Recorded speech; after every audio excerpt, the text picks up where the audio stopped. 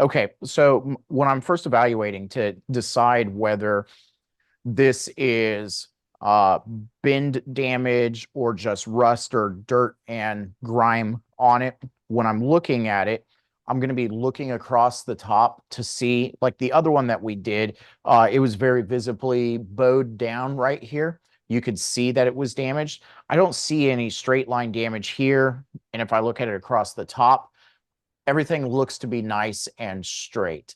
So I don't believe it to be blunt force trauma to the rod. When I depress the keys, this one works just like the other one did, right? No problem, that'll move. This one is just really tight. So I think most of it is right here.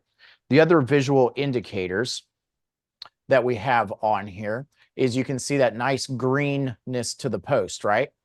Yeah. So we have a lot of green on that post. As I look across the rest of this instrument, I do see signs of green on other parts of it.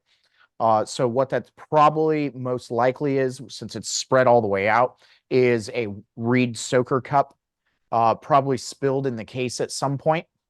And that moisture that stayed in that case probably just got all over the instrument and caused that to just kind of get stuck. So the green is, we call it verdigris, and it's a crystalline structure. So as soon as it starts to grow, especially when combined with rust, they just form a crystal lattice that you have to break down that bond in order to be able to turn it, because I mean it's like a solid fused piece because it's a crystalline structure. So the first thing that I like to try to use is paraffin wax. So this is paraffin canning wax. You just pick it up in the baking aisle at any grocery store. It comes in big old 3x6 blocks, or I mean, they're pretty big blocks. So I just break off a good sized chunk. I've been using this chunk for, I couldn't tell you how long, a long time.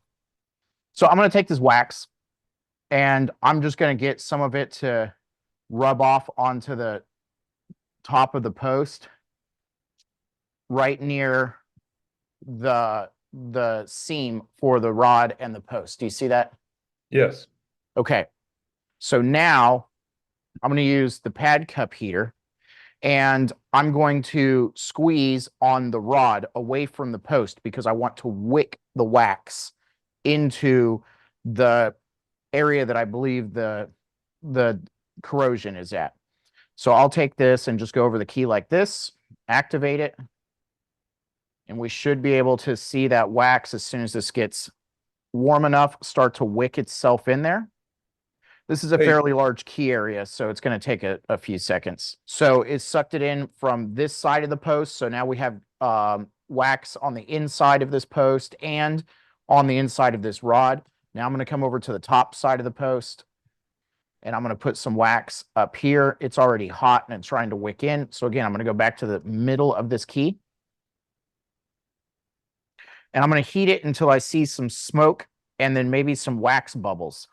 And then when the wax bubbles start to come out, what that's going to do, hopefully, is pull some of the rust or corrosion out with it. And it's something that you can visibly see happen. There it is. yeah, I see it. I see it. Okay, so now that I'm at smoke point, now I'm actually going to try to see if I can undo this.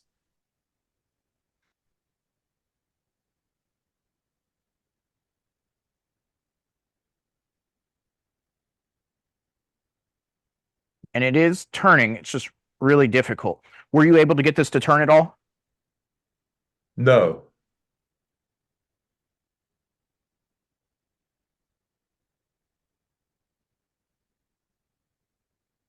And when you're pushing this hard to keep it in there, the biggest risk is it slipping and putting the screwdriver through your hand.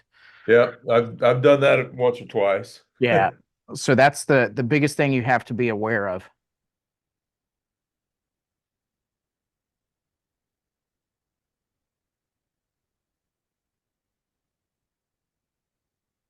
Now, as soon as the screw slot starts to crest the post, meaning it's now visible outside of it. Uh-huh. We've got to be careful because with that much force that I'm placing on this, it's going to want to splay. So that it's going to want to start to split.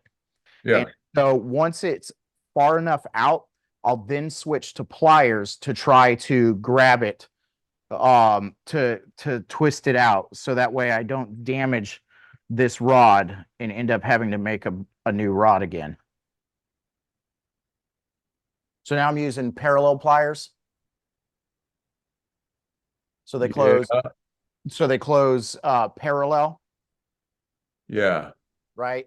So that way it applies even pressure on the rod. So that way it's not a V trying to bite it like these, right? So those close at a V. Uh-huh.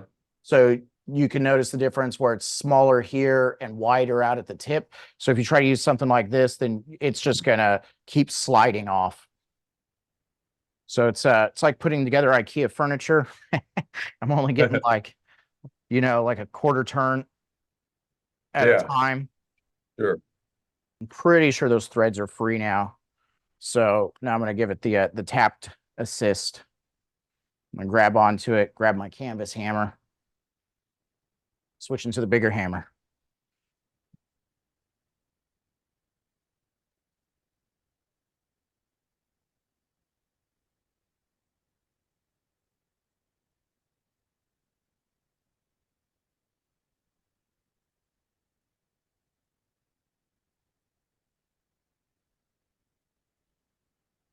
Oh yeah, it's bad.